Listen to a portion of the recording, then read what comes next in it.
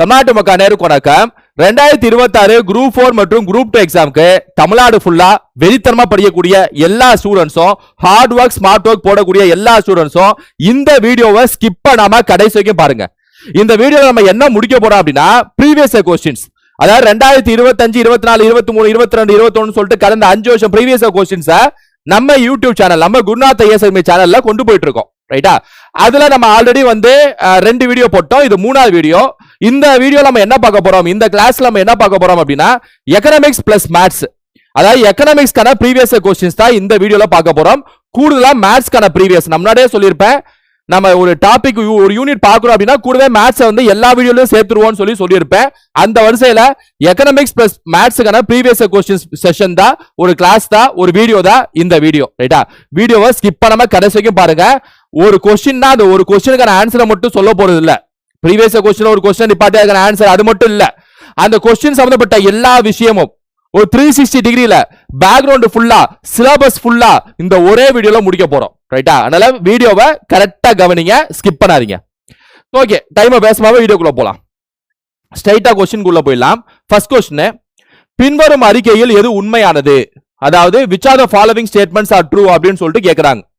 1976 ஏப்ரலில் தேசிய மக்கள் தொகையை கொள்கை பிரகடனப்படுத்தப்பட்டது. அதாவது national population policy was promulgated in April 1976. First இந்த ஸ்டேட்மெண்ட் வந்து கரெக்டா இல்லையாங்கிறத யோசிக்கணும். நம்ம இந்தியாவோட ஃபர்ஸ்ட் நேஷனல் பாப்புலேஷன் பாலிசி, அதாவது இந்தியாவின் முதல் தேசிய மக்கள் தொகை கொள்கை எப்ப போட்டிருப்பாங்க அப்படின்னா 1976ல போட்டிருப்பாங்க, 1976ல. ஆக்சுவலா 1975ல வந்து இந்தியால எமர்ஜென்சி அறிவிக்கப்படும். இந்திரா காந்தி அவர்கள் இந்தியால ஆர்டிகல் 352 பயன்படுத்தி எமர்ஜென்சி அறிவிச்சிருவாங்க இந்தியாவில். அந்த காலகட்டம் சும்மா 18 மாசம் அந்த எமர்ஜென்சி இருக்கும். அந்த காலகட்டத்தில் இந்திரா காந்தி என்ன யோசிப்பாங்க அப்படின்னா, இந்திரா காந்தி மட்டும் இல்ல, இந்திரா காந்தியோட பையன் சஞ்சய் காந்தின்னு ஒருத்தவர், அவரு என்ன யோசிப்பாரு அப்படின்னா, இந்தியா ஏன் வளராம இருக்கு, இந்தியால என்ன பிரச்சனை அப்படின்னு யோசிக்கிறப்ப ஒரு முக்கியமான பிரச்சனையை வந்து யோசிப்பாங்க. அது என்ன அப்படின்னா பாப்புலேஷன், மக்கள் தொகை. இந்தியாவில் மக்கள் தொகை மட்டும் அவ்வளவு வளர்ந்துட்டே இருக்கு, ஆனா அந்த அளவுக்கு மக்கள் தொகை வளர்ற விகிதத்துல இந்தியாவோட ரேட், growth ரேட், அதாவது ஜிடிபி வந்து வளர மாட்டேங்குது, பொருளாதார விகிதம், பொருளாதார வளர்ச்சி வர மாட்டேங்குது, மக்கள் தொகை மட்டும் தான் வளர்ந்துகிட்டே இருக்கு, எப்படியா மக்கள் தொகையை கட்டுப்படுத்தணும் அப்படின்னு சொல்லிட்டு 1976ல நேஷனல் பாப்புலேஷன் பாலிசி அப்படின்னு சொல்லிட்டு இந்திரா காந்தி மக்கள் தொகையை கட்டுப்படுத்துறதுக்கான ஒரு கொள்கையை வந்து அறிமுகம் செய்யறாங்க. இதுல ஏகப்பட்ட விதிமுறைகளை வைக்கிறாங்கன்னு வச்சுங்களேன். அதாவது எடுத்துக்காட்டுக்கு சொல்லணும் அப்படின்னா, இந்த நேஷனல் பாப்புலேஷன் பாலிசில மக்களுக்கு வந்து விழிப்புணர்வு கொடுக்க வேண்டும், ஒண்ணு, அதாவது அவேர்னஸ் கொடுக்க வேண்டும். இந்த மாதிரி வந்து குழந்தைகள் நிறைய இருந்தாங்கன்னா உங்க பேர்டன் அதிகமாகும், அதனால வந்து குழந்தைகளை வந்து நிறைய பெத்துக்கிறத வந்து கட்டுப்படுத்துங்க அப்படின்னு சொல்லக்கூடிய அந்த அவேர்னஸ் இருக்குல்ல, அதை வந்து கொடுக்கணும், ஒண்ணு. எஜுகேஷன், அதாவது கல்வி, குறிப்பா பெண்களுக்கான கல்வியை வந்து வளர்க்க வேண்டும். ஏன்னா பெண்கள் கல்வி, குறிப்பா கிராமத்தில் கூடிய பெண்களுக்கான கல்வியை வந்து, ஏன்னா எந்த ஒரு நாட்டில் எஜுகேஷன் ஸ்ட்ராங்கா இருக்கோ அந்த நாட்டில் பாப்புலேஷன் கண்ட்ரோலா இருக்கும். ஒரு கல்வி அறிவு வந்துருச்சுனாலே பாப்புலேஷன் கண்ட்ரோல் பண்ணிடலாம். அப்ப எஜுகேஷனு, அப்புறம் இந்த என்ன சொல்றது, குடும்ப கட்டுப்பாடு, அதாவது குடும்ப கட்டுப்பாடை தீவிரப்படுத்துறாங்க இந்த பாப்புலேஷன் பாலிசிக்கு அப்புறம். அதாவது இந்த குடும்ப கட்டுப்பாடு இருக்குல்ல, அது ரொம்ப தீவிரப்படுத்துறாங்க. அதன் யாரெல்லாம் குடும்ப கட்டுப்பாடோட ஒரு நாம் இருவர் நமக்கிருவர், இந்த மாதிரி நாம் இருவர் நமக்கிருவர்னு சொல்லிட்டு மிகப்பெரிய அட்வர்டைஸ்மெண்டே பண்ணாங்க இந்தியா ஃபுல்லா. நீங்க அந்த காலத்தை எடுத்து பாத்தீங்கன்னா 76, 77, 78, 79 இந்த காலகட்டத்தை எடுத்து பாத்தீங்கன்னா, நீங்க ஏதோ ஒரு படம் பாக்குறீங்க, அந்த காலகட்டத்தில் இருக்க படம் பாக்குறீங்கன்னா நாம் இருவர் நமக்கிருவருங்குவாங்க. நாம் இருவர், நமக்கு ஒரு 2 குழந்தை போதும், அந்த மாதிரி வந்து ஃபுல் அட்வர்டைஸ்மெண்ட், எங்க பார்த்தாலும் அவேர்னஸ் ப்ரோக்ராம் தான். அந்த மாதிரி விஷயத்துல ஈடுபடுத்துறாங்க. இன்னும் ஒரு விஷயம் மேல போய் என்ன பண்ணாங்க அப்படின்னா, 1978ல 1978ல பெண்களோட திருமண வயது இருக்குல்ல, அது 18 வயசுல வந்து நிப்பாட்டினாங்க. ஆல்ரெடி இந்து திருமண சட்டம் படி பெண்களோட திருமண வயசு 18 தான். இந்த சட்டம் இருக்குல்ல, ஆக்சுவலா என்னன்னா பிரிட்டிஷ் ஆட்சி காலத்துல 1929ல ஒரு சட்டம் போட்டிருப்பாங்க பிரிட்டிஷ், சாரதா சட்டம் சொல்லுவாங்க, இல்லனா சைல்டு மேரேஜ் ரீஸ்ட்ரெயின்ட் ஆக்ட்னு சொல்லுவாங்க, சிஎம்ஆர்னு சொல்லுவாங்க. சிஎம்ஆர்னா சைல்டு மேரேஜ் ரீஸ்ட்ரெயின்ட் ஆக்ட். ரைட்டா? இந்த சட்டம் வந்து 1929 போடப்படும். இந்த சட்டத்துல என்ன செய்வாங்கன்னா, பெண்களோட திருமண வயதை 14ல வந்து நிப்பாட்டுவாங்க, 14ல வந்து நிப்பாட்டுவாங்க. அதுக்கு மாதிரி 14 கீழே தான் இருக்கும்.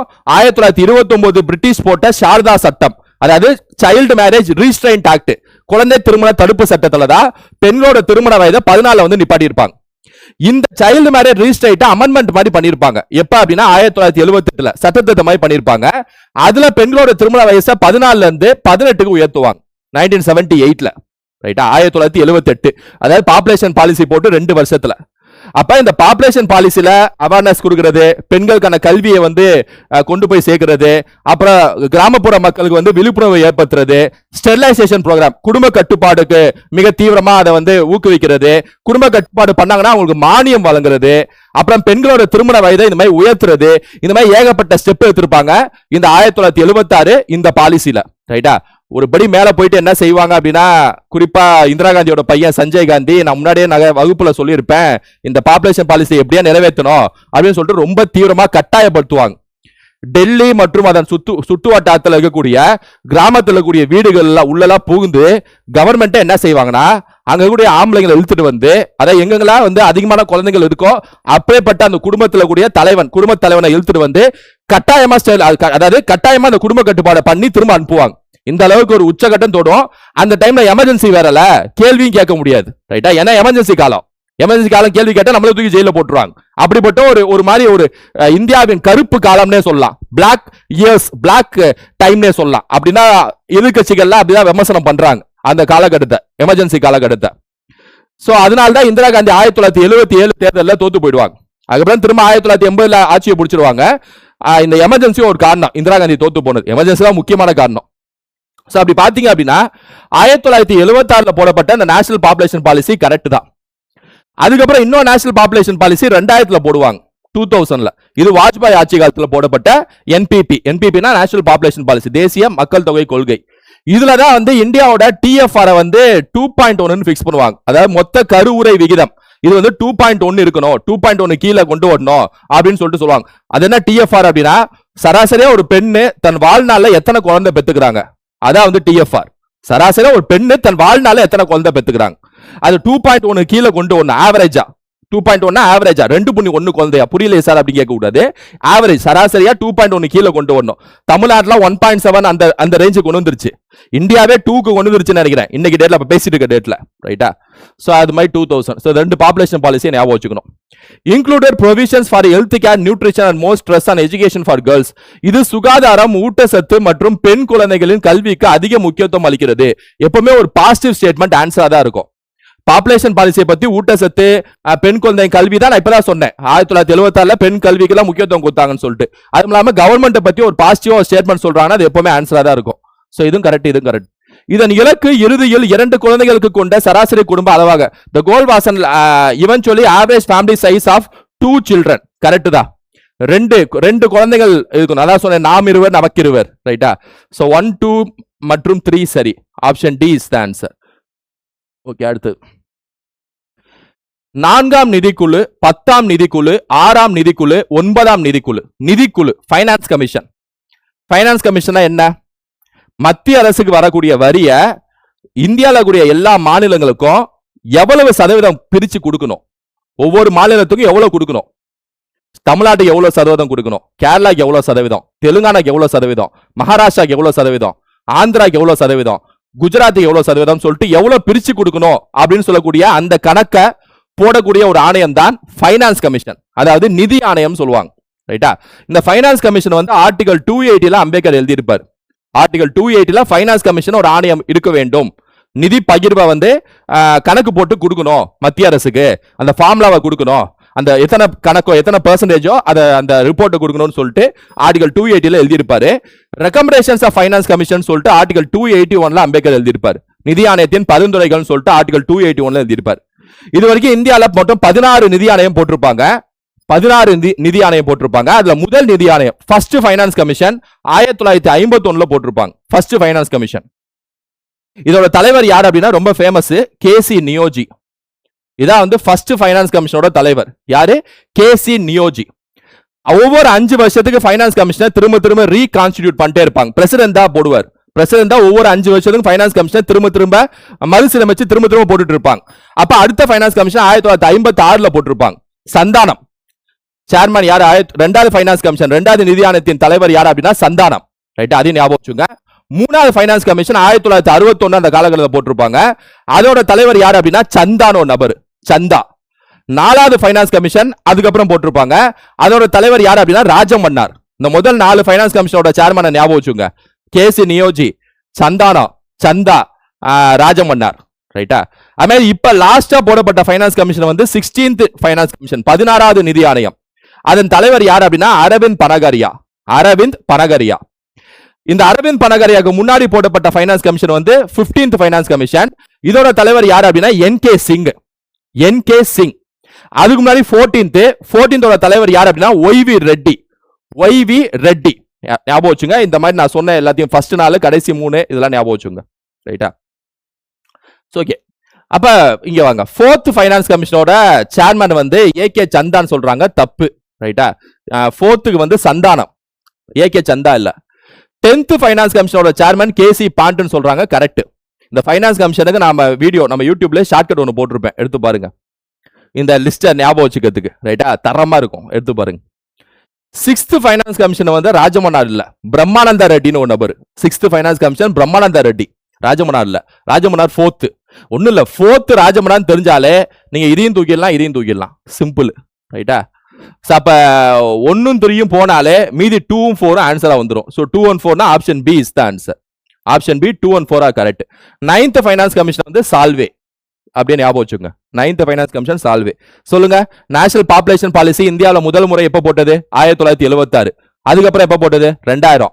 1976 என்னெல்லாம் பண்ணாங்க? அவேர்னஸ், பெண் கல்வி, கிராமப்புறத்துல விழிப்புணர்வு, கருத்தடை, ஸ்டெரிலைசேஷன் அதாவது குடும்ப கட்டுப்பாடு, அதுக்கு மானியம் வழங்குறது, குழந்தை திருமண வயது தடுப்பு, அதாவது குழந்தை திருமண தடுப்பு சட்டம் 1978 சட்டத்திட்டம் பண்ணிருப்பாங்க. 18 வயசுல வந்து நிப்பாட்டி இருப்பாங்க. அது மாதிரி 1929 சாரதா சட்டம், இந்திரா காந்தியோட ஆட்சி எல்லாமே பார்த்திருப்போம். இது ஃபைனான்ஸ் கமிஷன் என்ன ஆர்டிகல்? 280. பரிந்துரைகள் என்ன ஆர்டிகல்? 281. ஃபர்ஸ்ட் ஃபைனான்ஸ் கமிஷன் யாரு? கே.சி. நியோஜி. செகண்ட் சந்தானம். தேர்டு சந்தா, அதாவது இங்க வருங்க ஏ.கே. சந்தா. 4th சந்தானம். லாஸ்ட் அரவிந்த் பனகரியா. அதுக்கு முன்னாடி என்.கே. சிங். அதுக்கு முன்னாடி ஒய்வி ரெட்டி. அப்படி போகுது. ரைட்டா? சோ எல்லாமே ஞாபகம் வச்சுக்கணும்.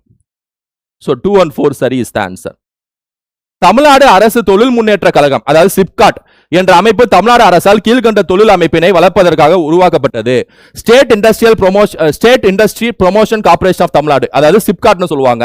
இந்த சிப்காட் ஆரம்பிக்கப்பட்டது எப்ப அப்படின்னா 1971 கலைஞர் கருணாநிதி ஆட்சியில் ஆரம்பிக்கப்பட்டிருக்கும். திமுக திராவிட முன்னேற்ற கழகம் ஆட்சியில 1971 சிப்காட் ஆரம்பிக்கப்பட்டிருக்கும். மெயினா அந்த சிப்காட் எதுக்காக அப்படின்னா பெரிய பெரிய இண்டஸ்ட்ரீஸ் இருக்குல்ல, தொழிற்சாலைகளை வந்து ஊக்குவிக்கிறது, அதுக்கான கட்டமைப்பை உருவாக்கி தரது, அதுக்கான கடன் வழங்குதல், இந்த மாதிரி வேலையை செய்யக்கூடிய ஒரு அமைப்பு தான் சிப்காட் சொல்லக்கூடிய அமைப்பு. ரைட்டா? மெயினா large scale and medium scale industries. Large ஸ்கேலும் மீடியம் ஸ்கேல் இண்டஸ்ட்ரீஸ் இருக்குல்ல, இவங்களுக்கான அந்த அதாவது பெரிய இண்டஸ்ட்ரீஸ் அல்லது மீடியம் ஸ்கேல், அதாவது லார்ஜ் ஸ்கேல் இண்டஸ்ட்ரீஸும் மீடியம் ஸ்கேல் இண்டஸ்ட்ரீஸ், இந்த 2 இண்டஸ்ட்ரீஸை வளர்க்கக்கூடிய ஒரு பொறுப்பு அரசு சார்ந்த எந்த நிறுவனத்துல இருக்குன்னு கேட்டாங்கன்னா சிப்காட். எப்ப ஆரம்பிக்கப்பட்டதுன்னா 1971. நீங்க ஸ்பெஷல் எக்கனாமிக் ஜோன் ஒன்னு படிச்சிருப்பீங்க. எக்கனாமிக்ஸ்ல சிறப்பு பொருளாதார மண்டலம் அப்படின்னு சொல்லி ஒன்னு படிச்சிருப்பீங்க. இந்த ஸ்பெஷல் எக்கனாமிக் ஜோனுக்கு ஒரு பாலிசி இருக்கு, 2000 போட்டிருப்பாங்க. இதே ஸ்பெஷல் எக்கனாமிக் ஜோனுக்கு ஒரு சட்டம் இருக்கு, 2005 போட்டிருப்பாங்க. ரைட்டா? தெரியும் உங்களுக்கு. 2005 சிறப்பு பொருளாதார மண்டல சட்டம்னு ஒன்று போட்டிருப்பாங்க. இது என்ன அப்படின்னா, இப்ப தமிழ்நாடு இருக்கு அப்படின்னா இந்தியா ஃபுல்லா அந்த சட்டம் இருக்கு. தமிழ்நாடு இருக்கு அப்படின்னா ஒவ்வொரு ஏரியாவை சூஸ் பண்ணி அங்க வெளிநாட்டுல இருந்து முதலீடு பண்றாங்கன்னா அந்த ஏரியால ஒதுக்கீடு செய்யறது, அந்த ஏரியால லேண்ட் விலைல இன்சென்டிவ்ஸ் கொடுத்து, சப்சிடி கொடுத்து, வெளிநாட்டு கம்பெனிஸ்க்கு வந்து டாக்ஸ் சப்சிடி கொடுத்து, மானியம் கொடுத்து ப்ரொமோஷன் பண்றது, பிசினஸ் ப்ரொமோஷன் பண்றது, இண்டஸ்ட்ரியை வளர்க்கறது, அந்த மாதிரி ஏரியா பேர் தான் ஸ்பெஷல் எக்கனாமிக் ஜோன் சொல்லுவாங்க. சென்னையில ஏகப்பட்ட ஸ்பெஷல் எக்கனாமிக் ஜோன் இருக்கு, மெப்ஸ்னு சொல்லுவாங்க. இந்த மாதிரி ஏகப்பட்ட ஜோன் இருக்குன்னு வச்சுக்கங்களேன். ரைட்டா? இப்ப இந்த ஜோன் எல்லாமே வந்து சலுகைகள் இருக்கக்கூடிய ஜோன். இதனால என்னன்னா ஃபாரினர்ஸ் வந்து நம்ம போய் கூப்பிடுறோம், இன்வெஸ்ட்மெண்ட் பண்ணுங்கன்னு கூப்பிடுறோம் அப்படின்னா இந்த மாதிரி ஒரு ஏரியாவை ரெடி பண்ணிட்டு, இங்க பாத்தீங்களா ஏரியா ரெடியா இருக்கு, எலக்ட்ரிசிட்டி ரெடியா இருக்கு, லேண்ட் ரெடியா இருக்கு, என்ன தண்ணி ரெடியா இருக்கு, எல்லாம் ரெடியா இருக்கு. வந்தாலும் உங்களுக்கு வரியும் கம்மியா போட்டுருவேன், வந்து இங்க பிசினஸ் பண்ணுங்கன்னா உடனே வந்து இங்க இன்வெஸ்ட்மெண்ட் பண்ணுவாங்க. அது மூலமா எம்ப்ளாய்மெண்ட், அதாவது நமக்கு வேலை வாய்ப்பு பெருகும், அதனால ஜிடிபி பெருகும். இது பேர ஸ்பெஷல் எக்கனாமிக் ஜோன் சொல்லுவாங்க, சிறப்பு பொருளாதார மண்டலம் சொல்லுவாங்க. ரைட்டா? அந்த சிறப்பு பொருளாதார மண்டலம், அந்த மண்டலம் இருக்குல்ல தமிழ்நாடு ஃபுல்லா, அது எல்லாத்தையும் வந்து மெயின்டைன் பண்றது, அதுக்கான விஷயங்கள் எல்லாத்தையும் வந்து மேம்படுத்தக்கூடிய வேலையும் சிப்காட்டோட வேலை தான். இதே எக்ஸாம்ல கேட்பாங்க, ஞாபகம் வச்சுங்க. ரைட்டா? சோ சிப்காட் என்ன கேக்குறாங்க, என்னென்ன இண்டஸ்ட்ரீஸ் கேக்குறாங்க. இப்பதான் சொன்னேன் large and medium, 1 and 2 only is the answer. கனரக நடுத்தர, இந்த 2 ஆன்சர். சிறு தொழில் தொழிற்சாலைக்கு வந்து சிட்கோன்னு ஒன்று இருக்குங்க, டான்சிட்கோன்னு சொல்லுவாங்க. அதாவது small industrial development corporation, Tamil Nadu small industrial development corporation, டான்சிட்கோன்னு சொல்லுவாங்க, இல்ல சிட்கோன்னு சொல்லுவாங்க. இது 1970 ஆரம்பிக்கப்பட்டது. ரைட்டா? இது வந்து ஸ்மால், அதாவது ஸ்மால் ஸ்கேல். சிறுதொழில் தொழிற்சாலைகளுக்கான அந்த கட்டமைப்பை வந்து நிர்வாகம் செய்யக்கூடிய ஒரு அமைப்பு சிட்கோ. இப்போ சிப்காட் வந்து 1971, சிட்கோ வந்து 1970. சிப்காட் வந்து முதல் 2 லார்ஜ் அண்ட் மீடியம், சிட்கோ வந்து சிறுதொழில். ஸோ இதுக்கான ஆன்சர் வந்து 1 and 2. பாபு ஜக்ஜீவன் ராம் சத்ரவாஸ், அதாவது பாபு ஜக்ஜீவன் ராம் சத்ரவாஸ் யோஜனா. ஓகே, பாபு ஜக்ஜீவன் ராம்ங்கிறவர் ரொம்ப ஃபேமஸான ஒரு நபர். இந்தியாவிலே மிக நீண்ட கால அமைச்சரா அந்த நபர்னா அது பாபு ஜக்ஜீவன் ராம் தான். ரைட்டா? இவர் வந்து அது மட்டும் இல்ல, இவர் வந்து பட்டியலின சமூகத்துக்காக தன் வாழ்க்கையில நிறைய போராட்டங்கள், சுதந்திர போராட்ட தியாகி, அவர் சுதந்திர போராட்டத்தில் ஈடுபட்டாரு. பட்டியலின சமூகத்துக்காக ஏகப்பட்ட போராட்டங்கள் பண்ணக்கூடிய ஒரு நபர் தான் பாபு ஜக்ஜீவன் ராம். அது மட்டும் இல்லாம அரசியல் நிர்ணய சபை அமைச்சிருப்பாங்களா கான்ஸ்டிடியூண்ட் அசம்பிளி, அதுல ஒரு உறுப்பினர் பாபு ஜக்ஜீவன் ராம், கான்ஸ்டிடியூண்ட் அசம்பிளியோட மெம்பர். ரைட்டா? எலக்ட் ஆகி போவார், அசம்பிளிக்குள்ள போவார், கான்ஸ்டிடியூண்ட் அரசியல் நிர்ணய சபைக்குள்ள போவார். அப்படிப்பட்ட ஒரு நபர் தான் பாபு ஜக்ஜீவன் ராம். இன்னும் சொல்ல போனா 1971ல இந்தியா பாகிஸ்தான் போர் வந்திருக்கும். அப்ப டிஃபென்ஸ் மினிஸ்டர் அந்தவர் இவர் தான், பாதுகாப்புத்துறை அமைச்சர் அந்தவர் இவர் தான். 1971 இந்தியா பாகிஸ்தான் போர் அப்ப. அந்த அளவுக்கு ஒரு முக்கியமான மினிஸ்டர் தான் பாபு ஜக்ஜீவன் ராம், பட்டியலின சமூகத்துக்காக குரல் கொடுத்த நபர். அப்படி யோசிச்சாலே உங்களுக்கு வந்து ஷெட்யூல்டு காஸ்ட் வந்துடும். ரைட்டா? A3 வந்துடும். அட்டல் வயோன்னு வந்தாலே வயசுங்க, வயசுன்னு வந்தாலே பெரியவர்கள். அப்படி வந்தீங்கன்னா உங்களுக்கு சீனியர் சிட்டிசன் வந்துடும். இந்த மாதிரி வார்த்தையை வச்சே நீங்க பிடிக்கணும். பிரதான் மந்திரி ஜன் விகாஸ், ஜன் விகாஸ்னா பீப்புள் டெவலப்மெண்ட் அர்த்தம், விகாஸ்னா டெவலப்மெண்ட். ரைட்டா? ஜன் விகாஸ் காரியகிராம் யோஜனா அப்படிங்கிறது உங்களுக்கு டெவலப்மெண்ட்னா மைனாரிட்டிஸ்க்கு வரும். பிரதான் மந்திரி ஜன்ஜாத்தியா அப்படின்னா ஷெட்யூல் ட்ரைப்ஸ்க்கு வரும். ரைட்டா? ஜன்ஜாத்தியா யோஜனா. அப்படி பாத்தீங்க அப்படின்னா 3421 3421 option D is the answer. அவ்வளவுதான். ரைட்டா? சோ யோஜனா திட்டங்கள்ல எகனாமிக்ஸ்ல கண்டிப்பா படிச்சுக்கணும். கடைசியா போட்ட திட்டங்களும் படிக்கணும், ப்ரீவியஸ் திட்டங்களும் படிச்சிருக்கணும். ஓகே, ஒரு மேத்ஸ் क्वेश्चन வருது. 6x plus 2y by 3x plus 4y is equal to 3/4 and x plus z by 2x plus 3z is equal to 3/7. Then find x is to y is to z. இதுக்கு வேற வழியே இல்ல, நீங்க cross multiply பண்ணி தான் இந்த சம்ம போட்டானோ. ரைட்டா? சோ கிராஸ் மல்டிப்ளை பண்ணுங்க, மேத்ஸ்ல அப்படி பண்ணலாம். சோ 4யும் இது எல்லாத்தோட பெருக்குங்க. 6 4 24x, 2 4 8y is equal to, அப்புறம் இதையும் பெருக்குங்க. 3 3 9x, 4 3 12y. ஒரு ஈக்குவேஷன் ஃபார்ம் ஆயிடுச்சா? இதமே இன்னொரு ஈக்குவேஷன் ஃபார்ம் பண்ணணும். ரைட்டா? இன்னொரு ஈக்குவேஷன் ஃபார்ம் பண்ண முன்னாடி ஃபர்ஸ்ட் இதை கேன்சல் பண்ணிக்கலாம். x ஒரு சைடு எடுத்துருவாங்க. 24x minus 9x is equal to y ஒரு சைடு எடுத்துருவாங்க. 8y 12y minus 8y. 24x minus 9x என்ன வரும்? 15x வருமா? 15x is equal to இது எவ்வளோ? 4y. y கீழே கொண்டு வாங்க. x by y is equal to 4/15 வந்துருச்சு. ரைட்டாங்க? x by y is equal to 4/15. இது அப்படியே வச்சுக்கோங்க. இந்த சம் இப்படிதான் போடணும். நம்ம என்ன பண்றோம்னா அப்படிதான் போடணும். ரைட்டா? இப்ப நம்மள்ட்ட இன்னொரு ஈக்குவேஷன் இருக்கு. இந்த 2 ஈக்குவேஷன் இருக்கா, இதையும் பண்ணுவோம். 7 into x 7x plus 7 into z 7z, 3 into 2 6x plus 3 into 3 9z. x ஒரு சைடு எடுத்துருவாங்க. 7x minus 6x x, z இந்த சைடு எடுத்துட்டீங்கன்னா 9z minus 7z 2z. So அப்போ x by z is equal to 2/1 வந்துடும். x by y is equal to 4/15, x by z is equal to 2/1 அப்படின்னு வந்துருச்சு. ரைட்டாங்க? ஓகேவா? Okay, இப்போ நம்ம என்ன கேட்குறாங்க? x is to y is to z கேட்குறாங்க. ரைட்டாங்க? x is to y is to z கேட்குறாங்க. ஏன்னா நம்ம தனியா x by y கண்டுபிடிச்சிட்டோம், இந்த ஈக்குவேஷனை வச்சு, அந்த ஈக்குவேஷனை வச்சு x by z கண்டுபிடிச்சிட்டோம். ஆனா இப்ப கேட்கிற கேள்வி என்ன? x is to y is to z மூணுமே சேர்ந்து ஒரே இதா எழுதுங்கறாங்க. இப்ப இதை பண்ணலாம். நானே ரேஷியோல டபுள் ரேஷியோல கோலம் போடுற மெத்தட் சொல்லியிருப்பேன்.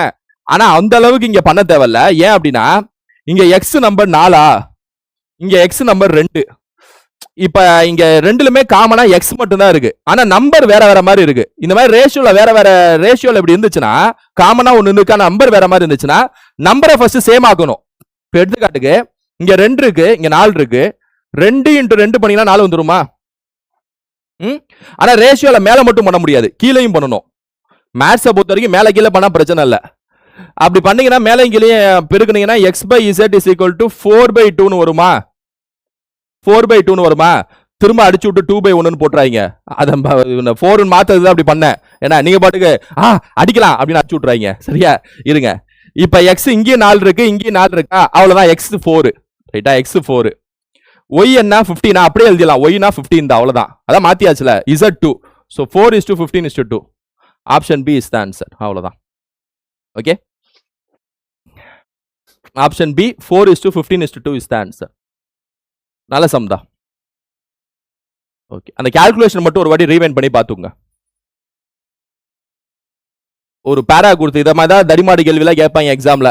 இங்க பாருங்க, over half of India's GDP comes from rural India and almost 2/3 of rural GDP comes from non-farm activities. Despite this, there are too many people engaged in low productive occupations and a lot more work of better predictable nature is needed to enable a better life for rural India's inhabitants, especially the young. What can be inferred from the above statement about the economic contribution of rural India to the overall GDP?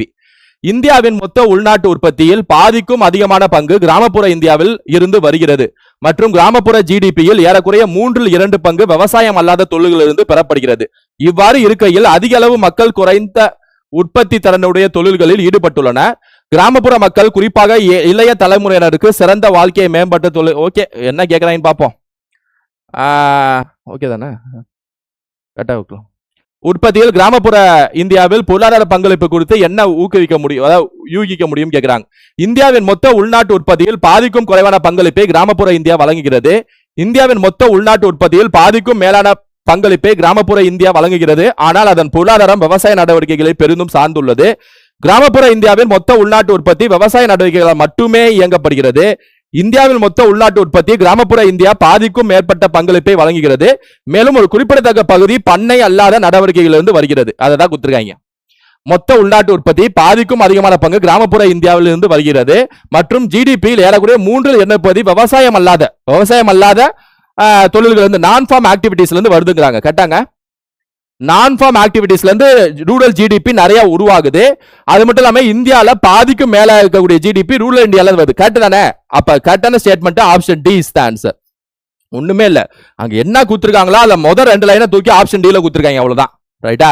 இது எதுக்காக இந்த மாதிரி கேள்வில கேக்குறாங்கன்னா, பெருசாகிறப்ப நம்ம எக்ஸாம்ல பாக்குறப்ப ஐயோ பெருசா இருக்கே நம்ம டைம் யோசிப்போம்ல, கஷ்டமா கேட்டாங்க, அதெல்லாம் ஆகாம எவ்வளவு பெரிய கேள்வியா இருந்தாலும் நிறுத்தி நிதாம அங்க ஆன் த ஸ்பாட்ல படிச்சு அதுக்கு ஈக்குவலா மேட்ச் ஆகக்கூடிய ஆன்சரை அடிச்சுட்டு வரணும். ரைட்டா? இதை நல்லா புரிஞ்சுக்கோங்க. ஓகே, அடுத்த கேள்வி ஆப்ஷன் டி தான் answer. Why business firms choose Tamil Nadu as their preferred destination for investment? வணிக நிறுவனங்கள் ஏன் தமிழ்நாட்டை முதலீட்டுக்கு விருப்பமான இடமாக தேர்வு செய்கின்றன? ஏன் தமிழ்நாடை வந்து பிசினஸ் எல்லாமே தேர்வு செய்யறாங்கன்னு சொல்லிட்டு கேக்குறாங்க. மோர் நம்பர் ஆஃப் அன்எம்ப்ளாய்டு, அதாவது அதிக எண்ணிக்கையிலான வேலை இல்லாம இருக்கிறவங்க அதிகமா இருக்கிறனால இங்க தமிழ்நாடு சூஸ், அதாவது வெளிநாட்டுல இருந்து வேலை இல்ல அதனால வந்து நான் பிசினஸ் பண்றேன் அப்படிலாம் யாரும் நினைக்க மாட்டாங்க. ரைட்டா? அதாவது கவர்மெண்ட் வேணா வேலை இல்லாதவங்களுக்கு வேலை கொடுக்கணும், அது கவர்மெண்டோட பாலிசியில வரும், கவர்மெண்ட் அரசாங்கம் செஞ்சானோ. ஆனா வெள்ளக்கூடிய நிறுவனம் என்ன பெரிய பெரிய கார்பரேட் கம்பெனிஸ்ல பாவம் தமிழ்நாட்டில் நிறைய பேர் வேலை இல்ல நம்ம வந்து வேலை கொடுப்போம் அப்பதான் நினைக்க மாட்டாங்க. அவங்க வேண்டியது ப்ராஃபிட். எந்த நாட்டுல எந்த கார்பரேட் கம்பெனியா வேணா இருக்கட்டும், அவங்களுக்கு வேண்டியது ப்ராஃபிட் வரதுக்கு சரியான இடம் தமிழ்நாடா, அவ்வளவுதான் பார்ப்பாங்க. அவ்வளவு போடுற இன்வெஸ்ட்மெண்ட் ரிட்டர்ன் வருமா, நல்ல ப்ராஃபிட் வருமா, இவ்வளவுதான் பார்ப்பாங்க. பிளஸ் இன்வெஸ்ட்மெண்ட் போடுறப்ப நிறைய இடையூறுகள்லாம் இருக்கக்கூடாது. அதாவது இந்த கவர்மெண்ட்ல அங்க போய் சைனை வாங்குறது, இங்க போய் சைனை வாங்குறது, ரெண்ட், எலக்ட்ரிசிட்டிக்கு அங்கங்க அலைஞ்சிட்டு இருக்கலாம் முடியாது. அதனாலதான் தமிழ்நாட்டில் என்ன பண்ணிருப்பாங்கன்னா 2018 காலகட்டத்தில் சிங்கிள் விண்டோ சிஸ்டம்னு ஒன்று ஓபன் பண்ணிருப்பாங்க. SWS single window system. இப்ப வெளிநாட்டுல இருந்து வராங்க அப்படின்னா ஒவ்வொரு டிபார்ட்மெண்ட்டுக்கா போய் அலைய தேவையில்ல, சிங்கிள் விண்டோ சிஸ்டம். அந்த ஒரு இதுல அப்ளை பண்ணா போதும், டக்குன்னு அது எல்லா டிபார்ட்மெண்ட்லயும் ரெஜிஸ்ட்ரேஷன் பண்ணி டக்குன்னு உங்களுக்கு வந்து ஒரு அப்ரூவல் இருந்தா போதும், எல்லா டிபார்ட்மெண்ட்லயும் அப்ரூவல் வாங்கின மாதிரி. இதான் சிங்கிள் விண்டோ சிஸ்டம் சொல்லுவாங்க. நம்ம இந்தியாவில் அதுதான் ஒரு பிரச்சனையே. சிவாஜி படத்துல காட்டின மாதிரி எங்கப்பா ஃபார்ம் 16 எங்க, 24O எங்க, அது எங்க, இது எங்கன்னு சொல்லிட்டு பேப்பர் ஒர்க் தான், எங்க பார்த்தாலும் பேப்பர் ஃபைல்ஸ் தான். ஏன்னா அந்த மாதிரி இல்லாம சிங்கிள் விண்டோ சிஸ்டம் மூலமா வெளிநாட்டுக்கு வாங்க அப்படின்னு சொல்லிட்டு நிறைய வந்துருச்சு. இருந்தாலும் தமிழ்நாட்டில் இன்னும் நிறைய முதலீடு உருவாக்கணும். ரைட்டா? அதனால அன்எம்ப்ளாய்மெண்ட் இருக்கிறனால மட்டுமே வந்து அவங்களுக்கு கொடை வெள்ளல் மாதிரிலாம் எந்த கார்பரேட் கம்பெனி நினைக்க மாட்டாங்க. எலான் மஸ்கோ என்ன பில்கேட்ஸோ பாவம் அப்படிலாம் நினைக்க மாட்டாங்க. மோர் நம்பர் ஆஃப் கிராஜுவேட்ஸ் இருக்கிறனால மட்டுமே வந்து இன்வெஸ்ட்மெண்ட் வராது. எந்த அளவுக்கு ஸ்கில் இருக்கோ அதான் மேட்ரு. நிறைய பேர் படிச்சாங்க, நிறைய காலேஜ் இருக்கு, அதனால தமிழ்நாட்டில் இன்வெஸ்ட்மெண்ட் பண்ணுவோம் அப்படியும் வர மாட்டாங்க. ரைட்டா? ஸ்கில் தான் matter. Smart work, hard work இருக்கா, அந்த ஸ்கில் இருக்கான்னு தான் பார்ப்பாங்க. அப்புறம் 2 ஆப்ஷன் இருக்கு, இன்ஃப்ராஸ்ட்ரக்சர் இருக்கான்னு பாக்குறது, டாக்ஸ் கன்செஷன் இருக்கான்னு பாக்குறது. டாக்ஸ் கன்செஷன் பொதுவாகவே இந்தியாலே அதிகமா டாக்ஸ் கன்செஷன் வெளிநாட்டுல இருந்து வரவங்களுக்கு கொடுக்கறா செய்யறாங்க. அது மத்த மாநிலங்களையும் இருக்கு, நம்ம மாநிலத்திலும் இருக்கு. ஆனா இங்க தமிழ்நாடு எதுக்கு சூஸ் பண்றாங்க கேக்குறாங்க. அப்ப உள்கட்டமைப்பு இன்ஃப்ராஸ்ட்ரக்சர், ரைட்டா? சென்னை இருக்கு, தூத்துக்குடி இருக்கு, துறைமுகம் இருக்கு, கோயம்புத்தூர் இருக்கு, ரைட்டா? ஸ்டீலு, எஃகு தொழிற்சாலைகள், இந்த மாதிரி ஏகப்பட்டது, ரைட்டா? சோ இந்த மாதிரி நவீன உள்கட்டமைப்பு இருக்கான்னு தான் மெயினா பார்ப்பாங்க. சோ அதனால தான் இங்க இது option A is the answer. பெண்கள் மற்றும் குழந்தைகளின் முன்னேற்றம், சுகாதாரம் மற்றும் குடும்ப நலன், மனிதவள மேம்பாடு ஆகியவற்றை உள்ளடக்கிய 3 அமைச்சரவைகளின் முயற்சி திட்டம் எது? அதாவது woman and child development ministry, health and family welfare ministry, human resource HR ministry, இந்த 3 மினிஸ்ட்ரியும் சேர்ந்து ஒரு எந்த திட்டத்தை வளர்க்குறாங்கன்னு கேக்குறாங்க. பெட்டி பச்சாவோ பெட்டி பதாவோ, பெண் குழந்தைகளை பாதுகாப்போம், பெண் குழந்தைகளை படிக்க வைப்போம். இது 2015 கொண்டு வந்த திட்டம். மத்திய அரசு 2015 கொண்டு வந்த திட்டம். பெண் குழந்தைகளை பாதுகாப்பதும் பெண் குழந்தையை படிக்க வைப்பதும். இது வந்து ஜெண்டர் ஈக்குவாலிட்டிக்காக, பாலின சமத்துவத்தை மேம்படுத்துவதற்காக கொண்டு வரக்கூடிய ஒரு திட்டம், ரைட்டா? பிளஸ் செக்ஸ் ரேஷியோவை அதிகப்படுத்துறது, அதாவது இந்த பாலின விகிதம் இருக்குல்ல, குறிப்பா சைல்டு செக்ஸ் ரேஷியோவை அதிகப்படுத்துறது, பெண்களுக்கான அதாவது இந்த ஃபீமேல் இன்ஃபான்டிசைட்னு சொல்லுவாங்க, ரைட்டா? அதாவது இந்த சிசு கொலை இதெல்லாம் தடுக்கிறதுக்கும், பெண்களுக்கான கல்வியை வளர்க்கறதுக்கும், பெண்களுக்கான பாதுகாப்பை உறுதிப்படுத்துவதற்கும், அப்புறம் இந்த செக்ஸ் ரேஷியோ பாலின சமத்துவத்தை நிலைநாட்டுவதற்கும் கொண்டு வரப்பட்ட திட்டம் தான் பெட்டி பச்சாவோ பெட்டி பதாவோ 2015. இதுதான் 3 இது. நீங்க யோசிச்சு பார்த்தாலே இந்த திட்டம் சைல்டுன்னு யோசிச்சாலே இந்த சைல்டு உமன் ஃபேமிலி வெல்ஃபேர்னால அடிச்சிடலாம், ரைட்டா? ஸ்மார்ட் சிட்டி வராது, ஏன்னா இங்க சைல்டு இருக்கு. நீங்க யோசிச்சாலே ஸ்மார்ட் சிட்டி அடிச்சிடலாம், ஏன்னா சைல்டு இருக்கிறப்ப அது என்ன ஆப்ஷன்லேயே தூக்கிடலாம். அப்புறம் ஆனா இங்க ரெண்டுலயும் இருக்கு சைல்டு இன்டகிரேட்டட், அதனால இப்ப தான் ஆனது. Integrated child development services 1975 Indira Gandhi ஆட்சியில் கொண்டு வரப்பட்ட திட்டம். குறிப்பா வந்து கிராமப்புற பெண்களை, கிராமப்புற குழந்தைகளுக்கான ஊட்டச்சத்து மற்றும் கல்வியை உறுதிப்படுத்தக்கூடிய திட்டம் தான் ICDS, ரைட்டா? சோ இதெல்லாம் ஞாபகம் வச்சுங்க. During 2001 to 2026, for the states of Bihar, Madhya Pradesh, Rajasthan and Uttar Pradesh, the population is expected to increase by 45 to 55%. Correct தான். அதாவது பீமாருன்னு சொல்லுவாங்க, ஸ்கூல் புக்ல இருக்கும். பீமாருனா பீகார், மத்திய பிரதேஷ், ராஜஸ்தான், உத்தரப்பிரதேஷ் அர்த்தம். 4 ஸ்டேட் பீமாரு. இந்தியாவில் சுமார் 45 இருந்து 50% பாப்புலேஷன் வாழக்கூடிய 4 ஸ்டேட் இந்த ஸ்டேட் தான். அதுக்கு ஷார்ட்டா பீமாருன்னு சொல்லுவாங்க. பீகார், மத்திய பிரதேஷ், ராஜஸ்தான், உத்தரப்பிரதேஷ், ரைட்டா? அதனால ஃபர்ஸ்ட் கூற்று கரெக்ட் தான். மோர் தென் half of the demographic transition is expected during that period. இதுவும் கரெக்ட் தான், ரைட்டா? அது ஒத்தி இருக்கக்கூடியது தான். சோ கூற்றுக்கு சரியான காரணம் தான். D is the answer. What fraction should be added to the sum of 5 3/4, 4 4/5 and 7 3/8 to make the result a whole number? இந்த 3 எண்கள் இவற்றின் கூடுதலுடன் எந்த பின்னத்தை கூட்ட அது ஒரு முழு எண்ணாகும் அப்படின்னு சொல்லி கேக்குறாங்க, ரைட்டா? இந்த மாதிரி பின்னங்கள் இருந்துச்சுன்னா ஃபர்ஸ்ட் நீங்க என்னவா பண்ணணும்னா அதை டெசிமலா மாத்தணும், தசம எண்ணா மாத்தணும். எடுத்துக்காட்டுக்கு 5 இருக்கு, 3/4 இருக்குல்ல, 3/4 அடிச்சீங்கன்னா 0.75, அப்படிதானங்க? முக்கா 3/4 முக்கா தானே, முக்கானா 0.75, அதை 5 ஓட சேருங்க, 5.75 வரும், கரெக்டாங்க? இந்த மாதிரி தசம எண்ணா மாத்துங்க. இப்ப எடுத்துக்காட்டுக்கு இதை அடிங்க, 4/5 அடிச்சீங்கன்னா எப்படி அடிக்கலாம்னா, ஃபர்ஸ்ட் 4ல 5 போகாதா, 0 வந்துடும், ரைட்டா? பக்கத்துல ஒரு 0 எக்ஸ்ட்ரா சேர்த்துக்கணும். 40ல எத்தனை 5? 8 5. அப்ப சேர்த்தீங்கன்னா 4.8 பிளஸ் 3/8 அடிச்சீங்கன்னா 0.30. 30ல 8 3 24, 70 சரி 24னா 60, 8 7 56, 0.375. நீங்க பொறுமையா அடிச்சு பாருங்க, 0.375 வரும். ஸோ 7.375 அர்த்தம். அப்படியே ஹோல் நம்பரோட சேர்த்துக்கிறேன், ரைட்டா? அப்படி சேர்த்து போட்டேன். இப்போ இது 3 கூட்டணும்.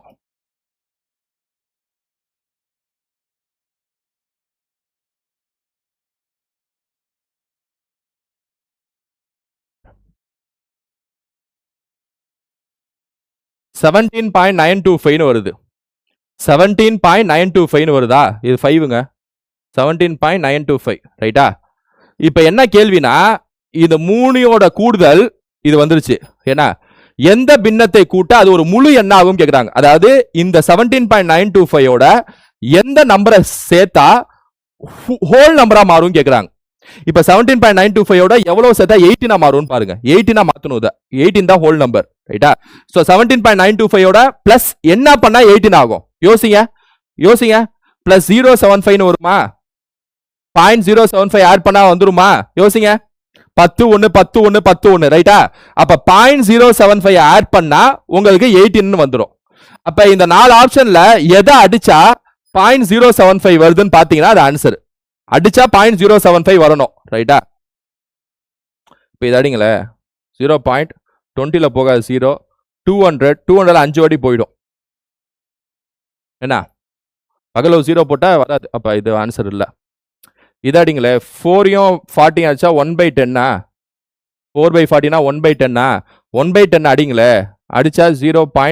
மேல ஒரு 10 1 வந்துடும் 0.1 வந்துடும். நமக்கு வேண்டியது 0.075. ஸோ இதுவும் வராது. இது அடிங்களே 0.10ல போகாது 0 100 வரும். 100ல 40 எத்தனை வாட்டி போகும்? 40ல எத்தனை 100? 2 100ஆ? 0.02 வந்துருச்சுன்னா நமக்கு 0.075 வரணும் ரைட்டா? ஸோ இதுவும் வராது. 3/40 இதை அடிச்சிங்கன்னா 0.75 வரும். 0.075 வந்துடும் ரைட்டா? அதாவது நீங்க 3/4னா 0.75 தானே முக்கா. இப்போ நம்மள்ட்ட 0.075 தானே. அப்ப 3/4னா 0.75னா அப்படியே 3/40 கீழே ஒரு எக்ஸ்ட்ரா 0 வந்துச்சுன்னா மேல எக்ஸ்ட்ரா 0 முன்னாடி வந்துடும் அவ்வளவுதானே. அப்படி பார்த்தாலே 3/40 அடிச்சிடலாம். So C option 3 3/40 is the answer ரைட்டா? இதை பின்னமா மாத்தியும் போடலாம், நான் போடுற மாதிரியும் போடலாம் ரைட்டா? அடுத்தது the demographic dividend is defined as a rise in the rate of economic growth due to a rising share of working age people in a population. மக்கள் தொகை பிளவு என்பது ஒரு மக்கள் தொகையில் உழைக்கும் வயதுடைய மக்களின் பங்கு அதிகரித்து வருவதால் ஏற்படும் பொருளாதார வளர்ச்சி விகிதத்தில் ஏற்படும் அதிகரிப்பாக வரையறுக்கப்படுகிறது. டெமோகிராபிக் டிவிடெண்ட்னா ஒரு நாட்டில் கூடிய ஒர்க்கிங் பாப்புலேஷன், அதாவது யங்ஸ்டர்ஸ் எவ்வளவு பேர் இருக்காங்க, ஓல்டு ஏஜ் பீப்புள் எவ்வளவு பேர் இருக்காங்க, சின்ன வயசு பசங்க எவ்வளவு பேர் இருக்காங்க, அதாவது அண்டர் 18 இதை பத்தி ஆராய்ஞ்சு அதுல யங்ஸ்டர்ஸ் அதிகமா இருந்துச்சுன்னா, அதிகமா இருந்தாங்க, ஒர்க்கிங் பாப்புலேஷன் அதிகமா இருந்தாங்கன்னா அந்த நாட்டில் டெமோகிராபிக் டிவிடெண்ட் அதிகமா இருக்குன்னு அர்த்தம். இதான் டிடின்னு சொல்லுவாங்க. டிடினா டெமோகிராபிக் டிவிடெண்ட், மக்கள் தொகை பிளவுன்னு அர்த்தம். இப்ப இந்தியாவில் ஒர்க்கிங் பாப்புலேஷன் அதிகம், இந்தியாவில் யங்ஸ்டர்ஸ் தான் அதிகம். 35 வயசு கீழே இருக்கவங்க இந்தியாவில் 60% வாழ்றாங்க. அப்ப இந்தியாவில் டெமோகிராபிக் டிவிடெண்ட் ஜாஸ்தின்னு அர்த்தம். ஜப்பான்ல எல்லாம் அப்படி இல்ல, 50 வயசு இருக்கவங்க தான் அதிகமா இருப்பாங்க ஜப்பான்ல. அப்ப ஜப்பான்ல டெமோகிராபிக் டிவிடெண்ட் கம்மின்னு அர்த்தம். ஒர்க்கிங் ஏஜ் பாப்புலேஷன் எங்க அதிகமா இருக்காங்களோ அங்க டிடி டெமோகிராபிக் டிவிடெண்ட் அதிகமா இருக்கும்னு அர்த்தம். ஞாபகம் வச்சுங்க. அதை டெஃபினிஷனாவே கொடுத்திருக்காங்க, கூற்று கரெக்ட் தான். India is in the midst of process where it faces the window of opportunity created by demographic dividend. மக்கள் தொகை பிளவுகளால் உருவாக்கப்பட்ட வாய்ப்புகளின் சாளரத்தை எதிர்கொள்ளும் செயல்முறையில் நடுவில் இந்தியா உள்ளது. அதுவும் கரெக்ட் தான். ஒரு பாசிட்டிவ் ஸ்டேட்மெண்ட் கரெக்டா சொல்றாங்கன்னா அதுவும் கரெக்டா தான் இருக்கும். ஆனா கூற்றுக்கு சரியான காரணம் இல்ல. இது டெஃபினிஷனுக்கு சொல்றாங்க, இது இந்தியா எப்படி இருக்குன்னு சொல்றாங்க, இது ஸ்பெசிபிக்கா சொல்றாங்க, இத ஜெனரலா சொல்றாங்க. டெஃபினிஷன் இது ஸ்பெசிபிக் ரைட்டா? நான் முன்னாடி யூனிட் 6ன்னு ஒரு கிளாஸ் போட்டிருப்பேன். அதுல அண்ணாதுரையை பத்தி ஒரு கொஸ்டின் வந்திருக்கும். அதுல அண்ணாதுரை சிறு சிறு தொழிற்சங்கங்களுக்கு முக்கியத்துவம் கொடுப்பான்னு சொல்லிட்டு ஸ்பெசிபிக்கா கொடுத்திருப்பாங்க கூற்றுல. காரணத்துல தொழிற்சங்கம்னா டைம் இந்த மாதிரி நிறைய வேலை விஷயத்தை வச்சு இருக்கக்கூடிய ஒரு காரணி அப்படின்னு சொல்லிட்டு பொதுவாக சொல்லியிருப்பாங்க. அப்ப கூற்றும் காரணம் சரியா இருக்கும், ஆனா கூட்டுக்கு காரணம் சரியா இருக்காது. கூட்டுக்கான ரெண்டு கரெக்ட், ஆனா இதுக்கு இது விளக்கம் அல்ல. அது மாதிரிதான் இதுவும் சரியான விளக்கம் இல்ல ரைட்டா? Not the correct explanation. Option D is the answer. Pradhan Mantri Gram Sadak யோஜனான்னு அர்த்தம். ஜிஎஸ்ஒய்னா கிராம் சதக் யோஜனா, அதாவது கிராமப்புற சாலையை மேம்படுத்துவது, த ரூரல் கனெக்டிவிட்டி. ஸோ A3 வந்துடும்.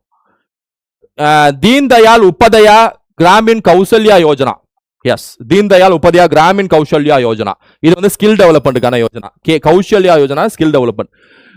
ஸ்கில் டெவலப்மெண்ட்னா எங்க வரும் options? Focus on rural youth 15 to 35.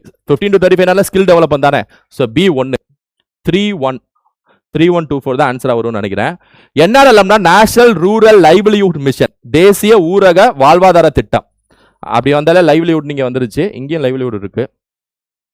MNREGA அப்படிங்கிறது லைவ்லிஹுட் செக்யூரிட்டி தான், ஆனா இது கரெக்டா 4க்கு வருது. ஏன்னா லைவ்லிஹுட் செக்யூரிட்டி பாதுகாப்பு. மன்ரேகா திட்டம் 100 நாள் வேலைவாய்ப்பு திட்டம் இருக்குல்ல, அது வாழ்வாதார பாதுகாப்பு தானே. அதனால D4. ஸோ D4னா கரெக்ட் தான். D4 C2 B1 A3 correct தான். ஆப்ஷன் பி தான் ஆன்சர். 1990கள் மற்றும் 2000களில் தொழில்துறையில் உள்ள தொழிலாளர்களின் சதவீதம் அதிகரித்துள்ளது. 1990s மற்றும் 2000sல there has been a significant rise in the percentage of labor force engaged in industrial sector. Industrial செக்டார்னு சொல்றாங்க. எப்ப? 90கள் 2000. யோசிச்சு பாருங்க, இந்தியாவோட பொருளாதார வரலாற ரெண்டா பிரிச்சோம்னா எந்த வருஷத்தை வச்சு பிரிக்கலாம்னா 1991 வச்சு பிரிக்கலாம். 1991க்கு முன்னாடி இந்தியா, 1991க்கு பின்னாடி இந்தியான்னு சொல்லி தான் பிரிக்க முடியும். ஏன்னா 91ல தான் எல்பிஜி கொண்டு வந்தாங்க. தாராளமயமாக்குதல், தனியார்மயமாக்குதல், உலகமயமாக்குதல், லிபரலைசேஷன், பிரைவேடைசேஷன், குளோபலைசேஷன் 91ல தான் கொண்டு வரப்பட்டது. அது முன்னாடி வரைக்கும் அரசு நிறுவனங்கள் தான் அதிகமா இருக்கும் இந்தியால. தனியார் நிறுவனங்கள் ஆரம்பிக்கணும்னா ஏகப்பட்ட ரெஸ்ட்ரிக்ஷன், ஏன்னா ஏகப்பட்ட கட்டுப்பாடுகள் இருக்கும் 91க்கு முன்னாடி வரைக்கும். ஆனா அந்த எல்பிஜி கொண்டு வந்ததுக்கு அப்புறம் நரசிம்மராவ் கவர்மெண்ட், அவர் பிரைம் மினிஸ்டர், அந்த பிரதமர் அந்த அதை கொண்டு வந்திருப்பாரு. அப்ப நிதியமைச்சர் மன்மோகன் சிங் இந்த காலகட்டத்தில். அதுக்கப்புறம் வெளிநாட்டுல இருந்து யார் வேணா வந்து முதலீடு செய்யலாம். 91க்கு அப்புறம் இந்தியால யார் வேணா தனியார் தொழில் ஆரம்பிக்கலாம், பிசினஸ் பண்ணலாம். அரசாங்கம் எந்த கட்டுப்பாடும் கொடுக்காது. லைசன்ஸ்ல எதுவும் பெற தேவையில்ல. லைசன்ஸ் ராஜ்னு ஒரு சிஸ்டம் வந்து இருக்கும். யாராவது தனியார் தொழில் ஆரம்பிக்கணும்னு வைங்களேன், 91க்கு முன்னாடி லைசன்ஸ் வாங்கினதான் ஆரம்பிக்க முடியும். அதுல வாங்குறதுக்கு ஏகப்பட்ட கமிஷன், ஊழல். அதெல்லாம் 91க்கு அப்புறம் இல்ல. அதாவது குளோபலைசேஷன்னா வெளிநாட்டுல இருந்து முதலீடு பண்றது, பிரைவேடைசேஷன்னா யார் வேணா தொழில் ஆரம்பிக்கலாம், அரசு நிறுவனத்திலையும் பாதி ஷேர தனியார்ட்ட கொடுக்கிறது, லிபரலைசேஷனா யார் வேணா தொழில் ஆரம்பிச்சு மேம்படுத்தலாம். ரைட்டா? சோ இண்டஸ்ட்ரீஸ் அதிகமா வளர்ந்த காலகட்டம் 90கள் 2000கள் தான் இந்தியால. அதுதான் இங்க சொல்றாங்க. ஆட்டோமேட்டிக்கா லேபர் ஃபோர்ஸ் அதிகமா தேவைப்பட்டிருக்கும். சோ கூட்டு காட்டுதான். There has been a significant rise in the employment in the construction sector between 91 and 2011. ஆமா, இண்டஸ்ட்ரி செக்டர்லாம் வளருது. எல்லா மக்களும் சம்பாதிக்க ஆரம்பிக்கிறாங்கன்னா எல்லா வீடு கட்ட ஆரம்பிப்பாங்க, எல்லாம் வளர ஆரம்பிக்கும். அப்ப மெயினா கன்ஸ்ட்ரக்ஷன் செக்டர் தானே அந்த காலத்துல மெயினா வளரும். ரைட்டா? அதனால கூட்டு காரணம் சரி, கூட்டுக்கு சரியான காரணம் தான். Option B is the answer. கீழே கொடுக்கப்பட்டவர்களில் எவை இந்தியா நிதிக்குழுவின் பணி இல்லை? Which are the following is not the function of the finance commission in India? Finance commission நான் முன்னாடியே சொன்னேன் ஒரு கொஸ்டின்ல, ஆர்டிகல் 280 மத்திய அரசுக்கு வரக்கூடிய வருவாயை மாநிலங்களுக்கு பிரிச்சு கொடுக்கக்கூடிய வேலையை செய்யறது. எது நாட் த ஃபங்க்ஷன் கேக்குறாங்க. இது நாலுல எது not the function? Preparation of union budget first ஒன்னே ஆன்சர் தான். பட்ஜெட்டை உருவாக்குறது ஃபைனான்ஸ் கமிஷனோட வேலை இல்ல, ஃபைனான்ஸ் மினிஸ்ட்ரியோட வேலை, நிதி அமைச்சகத்தோட வேலை. நிதி அமைச்சகத்தோட வேலை தான் பட்ஜெட்டை உருவாக்குறது. ஆர்டிகல் 112 சொல்லியிருப்பாங்க. ஆர்டிகல் 112 வருடாந்திர நிதி அறிக்கைன்னு சொல்லி அம்பேத்கர் எழுதியிருப்பாரு. அதான் பட்ஜெட் தான். பட்ஜெட் தாக்கல் செய்யணும், வருஷம் பட்ஜெட் தாக்கல் செய்யணும்னு சொல்லிட்டு ஆர்டிகல் 112 அம்பேத்கர் எழுதியிருப்பாரு. அது இவங்களோட வேலை இல்ல, ஃபைனான்ஸ் கமிஷனோட வேலை இல்ல. Distribution of net proceeds of taxes between the union and states, இதான் ஃபைனான்ஸ் கமிஷனோட வேலை. மாநிலங்களுக்கும் மத்திய அரசுக்கும் எவ்வளவு வரியை பிரிச்சு கொடுக்கணும். Recommendation of principles which should govern the grant, எவ்வளவு மானியம் கொடுக்க வேண்டும் மத்திய அரசு மாநில அரசுக்கு, அதையும் அட்வைஸ் கொடுப்பாங்க. Any other matter to be referred to the president to promote sound finance. So மற்ற விஷயங்களுக்கும் இது கொடுப்பாங்க. ஸோ இது மூணு வரும். ஆப்ஷன் ஏ தான் ஆன்சர். அடுத்த சம்ம 963 plus 476 the whole square plus 963 minus 476 the whole square divided by 963 into 963 plus 476 into 476. இந்த சம்ம வந்து எதுல போடலாம் அப்படின்னா நம்ம அல்ஜிப்ரா மெத்தட்ல போடலாம். அது என்ன அல்ஜிப்ரா மெத்தட் அப்படின்னா 963ங்கிறத எக்ஸ்னு வச்சுங்க, 476 ஒய்னு வச்சுங்க. So x plus y the whole square plus x minus y the whole square divided by x square plus y square. இப்படிதான் சம போடணும்னு வச்சுங்களேன். So x plus y the whole square na a plus b the whole square x square plus y square plus 2xy. a plus b whole square formula தெரியும்ல உங்களுக்கு? அதுமே x square minus y square na x square plus y square minus 2xy. அத விரிவாக்கம் செஞ்சிருக்கேன். நான் வேற எதுவும் செய்யல, இத விரிவாக்கம் செஞ்சிருக்கேன், இத விரிவாக்கம் செஞ்சிருக்கேன். divided by x square plus y square. ரைட்டா? so 2xy cancel ஆயிடும். x square plus x square வந்து 2x square, y square plus y square வந்து 2y square divided by x square plus y square. so 2 வெல்ல காமனா எடுத்தீங்கன்னு வைங்களே, 2 into x square plus y square னு வரும். இத 2 வெல்ல காமனா எடுக்கலாம் மேத்ஸ்ல.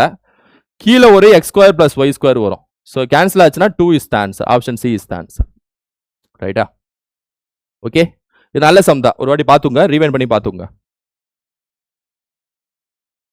அடுத்தது which are the following statement is true? அதாவது கீழ்கண்ட கூற்றில் சரியானது எது? increasing bank rate policy reduces borrowing among businessmen. உயரும் வங்கி வட்டி விகிதம் வணிகர்களுக்கிடையே கடன் பெறும் ஆர்வம் குறைந்து விடுகிறது. பேங்க் ரேட்னா என்ன அப்படின்னா, ஆர்பிஐ இருக்காங்களே இந்தியாவோட மைய வங்கி, அவங்க பேங்க்குக்கு ஒரு குறிப்பிட்ட வட்டி விகிதத்துல கடன் கொடுப்பாங்க. அது ஷார்ட் டர்மா கடன் கொடுத்தாங்கன்னா அது பேர் ரெப்போ ரேட்னு சொல்லுவோம். ரெப்போ விகிதம்னா ஷார்ட் டர்ம் லோன், குறுகிய காலத்துக்கு கடன் கொடுக்கிறது ஆர்பிஐ பேங்க்குக்கு. அதே லாங் டர்ம்ல கடன் கொடுத்தாங்கன்னா அது பேர் பேங்க் ரேட்னு சொல்லுவாங்க. யாரு? ஆர்பிஐ பேங்க் கடன் கொடுக்கக்கூடிய லாங் டேர்ம் லோனுக்கு பேரு பேங்க் ரேட்னு சொல்லுவாங்க. என்ன சொல்றாங்க பாருங்க, இன்க்ரீசிங் பேங்க் ரேட். அப்படிப்பட்ட அந்த பேங்க் ரேட்டை, அந்த பேங்க் ரேட்னா வட்டி ரைட்டா, வட்டி அதிகப்படுத்தணும் அப்படின்னா ரெடியூசஸ் பாரோவிங் அமாங் பிசினஸ் மேனுங்கிறாங்க. கரெக்ட் தான். ஏன்னா ஆர்பிஐ பேங்க் கடன் கொடுக்கக்கூடிய அந்த வட்டி அதிகப்படுத்தினாங்கன்னா பேங்க் மக்கள் கடன் கொடுப்பாங்களா பீப்புள், அதோட வட்டி அதிகமாகும். கரெக்டாங்க. வங்கிகள் இருக்காங்களா, மக்கள் கடன் கொடுப்பாங்களா பிசினஸ் பண்றதுக்கு இல்ல வேற ஏதாவது கடன், அதுக்கான வட்டி அதிகமாகும். ஏன்னா இவங்க இங்க வட்டி அதிகப்படுத்திட்டாங்களே, அப்ப நீங்க அதிகப்படுத்துறியா நான் அதிகப்படுத்துவாங்க. அப்படி அதிகப்படுத்தினா மக்கள் கடன் வாங்குறது குறையும், பாரோயிங் ரெடியூஸ் ஆகும். அதான் சொல்றாங்க. So first statement correct. To control inflation RBI increases bank rate policy. Correct. Inflation என்ன? பொருளோட விலை அதிகமாயிட்டே போறது. பொருளோட விலை ஏன் அதிகமாயிட்டே போகுது? மக்கள் கையில அதிகமா பணம் இருந்துச்சுன்னா பொருளோட விலை அதிகமாகும். அதாவது டிமாண்ட் ஜாஸ்தியா இருந்துச்சுன்னா பொருளோட விலை அதிகமாகும். ரைட்டாங்க. டிமாண்ட்னா என்ன? மக்கள் கையில அதிகமா பணம் புழக்கம் இருந்துச்சுன்னா அதான் டிமாண்ட் அர்த்தம். இப்ப இவங்க இன்ட்ரெஸ்ட் ரேட் அதிகப்படுத்தினா, ஆர்பிஐ பேங்க் ரேட்டை அதிகப்படுத்திட்டாங்கன்னா பேங்க் மக்கள் கொடுக்கக்கூடிய வட்டி விதமும் அதிகமாகுமா? அதனால திரும்ப கடன் வாங்குறதும் குறையுமா? அதாவது வரக்கூடிய பணத்தை வாங்க மாட்டாங்களா மக்களே, எனக்கு கடன்லாம் வேணாப்பா போப்பா. அப்ப பணப்புழக்கம் குறைஞ்சிருமா? பணப்புழக்கம் குறைஞ்சிச்சுன்னா டிமாண்ட் குறைஞ்சிருமா? டிமாண்ட் குறைஞ்சிச்சுன்னா இன்ஃப்ளேஷனை கண்ட்ரோல் பண்ணிடலாம். இந்த இன்ஃப்ளேஷன், டிமாண்ட், சப்ளை இது எல்லாத்தையுமே நான் தனியாகவே வீடியோவை எடுத்திருப்பேன், நீங்க சர்ச் பண்ணி பாருங்க. ரைட்டா. இப்போதைக்கு நான் ஷார்ட்டா சொல்றேன், அவ்வளவுதான். ஜென்ரலா ஞாபகம் வச்சுங்க, மக்கள் கையில அதிகமா பணம் இருந்துச்சுன்னா இன்ஃப்ளேஷன் ஆகும், இன்ஃப்ளேஷன் அதிகரிக்கும். இன்ஃப்ளேஷனா பொருளோட விலை அதிகரிப்புன்னு அர்த்தம். மக்கள் கையில பணம் கம்மியா இருந்துச்சுன்னா இன்ஃப்ளேஷன் குறையும். இதை மட்டும் ஞாபகம் வச்சுங்க. இந்த மக்கள் கையில அதிகமான பணத்தை கொண்டு போய் சேர்க்கிறது பேங்க் கையில இருக்கு, பேங்க் அதிகமான பணத்தை கொண்டு போய் சேர்க்கிறது ஆர்பிஐ கையில இருக்கு. இப்ப இந்த ஆர்பிஐ இன்ட்ரெஸ்ட் ரேட் அதிகப்படுத்தினாங்கன்னா பேங்க் மக்கள் கொடுக்கக்கூடிய இன்ட்ரெஸ்ட் ரேட் அதிகமாகி மக்கள் கையில பணப்புழக்கத்தை கட்டுப்படுத்திடலாம். மக்கள் கையில பணமே போல அப்படின்னா டிமாண்டை குறைச்சிடலாம். டிமாண்ட் குறைஞ்சதுன்னா விலை குறைஞ்சிரும், இன்ஃப்ளேஷன் குறைஞ்சிரும். இதே ஆர்பிஐ இன்ட்ரெஸ்ட் ரேட்டை கம்மி படுத்தினாங்கன்னா, அதை கம்மியாக இன்ட்ரெஸ்ட் ரேட் இருக்கே, நான் நிறைய கடன் வாங்குறேன்னு சொல்லிட்டு மக்கள் அதிகமான பணத்தை கடன் வாங்குவாங்க, பணப்புழக்கம் ஜாஸ்தி ஆகும், டிமாண்ட் ஜாஸ்தி ஆகும், இன்ஃப்ளேஷன் அதிகமாக தான் செய்யும். ஸோ அப்ப இன்ட்ரெஸ்ட் ரேட் குறைஞ்சதுன்னா இன்ஃப்ளேஷன் அதிகமாகும். அதை மட்டும் ஞாபகம் வச்சுங்க. இன்ட்ரெஸ்ட் ரேட் அதிகமாச்சுன்னா இன்ஃப்ளேஷன் குறையும். இதை மட்டும் ஞாபகம் வச்சுங்க. ரைட்டா. ஓகே, நான் தனியாவே இதை சொல்லியிருப்பேன். Bank rate policy helps to control increasing price of goods. இதுவும் கரெக்ட் தான். ஸோ மூணுமே கரெக்ட் தான். Statement 1, 2, 3 is correct. அடுத்தது 11வது 5வது திட்டத்தில் அடைந்த வளர்ச்சி விகிதம் என்ன? இதெல்லாம் ஸ்டாட்டிக்கானது. ஸ்கூல் புக்ல 11th ஸ்கூல் புக்ல இருக்கும். 8.2% is the answer. 11th 5 year plan. ரைட்டா, ஞாபகம் வச்சுங்க. ராக்னர் நோக்ஸ் அவர்களின் கருத்துப்படி முன்னேற்றத்துக்கான ஆரம்பம் மற்றும் அவற்றை தொடர்வதற்கான வழிமுறை என்பது டேஷ் ஆகும். அதாவது according to Ragnar Nurkse the starting point and continuation for development lies in எதுன்னு கேக்குறாங்க. Money market, organise money market இருந்துச்சுன்னா ரைஸ் ஆகுமா? Increasing the rate of capital formation, மூலதன ஆக்கத்தை அதிகப்படுத்துவதனால ரைஸ் ஆகுமா? டெவலப்மெண்ட் டெக்னாலஜிகள்னால அதிகமாகுமா? ரிமூவல் ஆஃப் டூலிஸ்டிக் எக்கனாமி, இரட்டை பொருளாதார அமைப்பை அகற்றுதலால அதிகமாகுமா அப்படின்னு கேட்டீங்கன்னா கரெக்டா சொல்லணும்னா மூலதன ஆக்கத்தை அதிகப்படுத்துவது. இது அவர் சொன்னார்னு இல்ல, ஜென்ரலா யோசிச்சாலே ஆன்சர் வச்சிடலாம். சீரமைக்கப்பட்ட பண சந்தை, மணி மார்க்கெட் ஒரு நாட்டில் இருக்கிறனால மட்டுமே ஒரு நாடு டெவலப்மெண்ட் ஆயிடும்னு சொல்ல முடியாது. பிரிட்டன்ல மணி மார்க்கெட் எடுத்துக்காட்டு, இதுக்கு சரியான எடுத்துக்காட்டு யூகே, பிரிட்டன், இங்கிலாந்து. மணி மார்க்கெட்னா என்னன்னா அந்த ஷார்ட் டேர்ம், ரைட்டா, ஷார்ட் டேர்ம்ல கடன் கொடுக்கிறது, இந்த பாண்டு பத்திரம், ட்ரெஷரி பில்லு, இதெல்லாம் வந்து மணி மார்க்கெட்னு சொல்லுவாங்க. இதே லாங் டேர்ம்ல கடன் கொடுக்கிறது, ஷேரு, என்ன ஸ்டாக்கு, இதெல்லாம் வந்து கேபிட்டல் மார்க்கெட்னு சொல்லுவாங்க, மூலதன சந்தைன்னு சொல்லுவாங்க. ஒரு நாட்டில் மூலதன சந்தையும் அதிகமா இருக்கணும், மணி மார்க்கெட்டும் ஃப்ளோல இருக்கணும். அப்பனாதான் ஒரு நாடு டெவலப்மெண்ட் ஆகும். அதை ஞாபகம் வச்சுங்க. நல்லா ஃபர்ஸ்ட் ஒன்றை மட்டுமே வச்சு பண்ண முடியாது. கேபிட்டல் ஃபார்மேஷன் தான் ஒரு நாட்டுக்கு முக்கியம். அமெரிக்கா எடுத்து பாருங்க, கேபிட்டல் ஃபார்ம் பண்ணிட்டு போயிட்டே இருக்கு. சைனா எடுத்து பாருங்க, போயிட்டே இருக்கு. ரைட்டா, அதனால option B is the answer. குடிநீர் வழங்கல் திட்டம், ஜல்ஜீவன் திட்டம். இந்த ஜல்ஜீவன் திட்டம் 2019 கொண்டு வரப்பட்ட திட்டம். எல்லா வீடுகளுக்கும் டேப் வாட்டர் கனெக்ஷனை கொண்டு போய் சேர்க்கிறது. ஸோ ஏ2ன்னு வந்தாலே 2 ஆப்ஷன் இருக்கு. பெட்டி பச்சாவோ பெட்டி பதாவோ இப்பதான் நம்ம பார்த்தோம் 2015. So B4, A2 B4னா 2413 is the answer. Swachh Bharat வந்து 2014, சோஷியல் அசிஸ்டன்ஸ் வந்து 1995. ரைட்டா, ஸ்வச் பாரத் வந்து தூய்மை இந்தியா திட்டம். ஸோ ஆன்சர் வந்து 2413. அடுத்த question. The maximum speed of the elephant is 20 km/h. Lion is 80 km/h. Cheetah is 100 km/h. Find the ratio of the speed and find which ratio is the least one. யானையின் அதிக அளவு வேகம் 20 kilometre per மணி, சிங்கத்தின் வேகம் 80 kilometre per மணி, சிறுத்தையின் வேகம் 100 kilometre per மணி. அதன் வேகங்களின் விகிதங்கள் கண்டு எந்த விகிதம் சிறியது என காண்க. எப்படி கண்டுபிடிக்கிறது? இப்படி பண்ணலாம். எலிஃபண்ட் லயன், லயன் சீட்டா, எலிஃபண்ட் சீட்டா, லயன் எலிஃபண்ட். ஓகே, ஆப்ஷன் வச்சு போவோம். எந்த ரேஷியோ லீஸ்ட்னு கேக்குறாங்க. அப்ப எல்லாத்தையும் ரேஷியோ மாத்தணும், அப்படிதானே அர்த்தம். ஏன்னா எந்த ரேஷியோ லீஸ்ட்னு கேக்குறாங்க.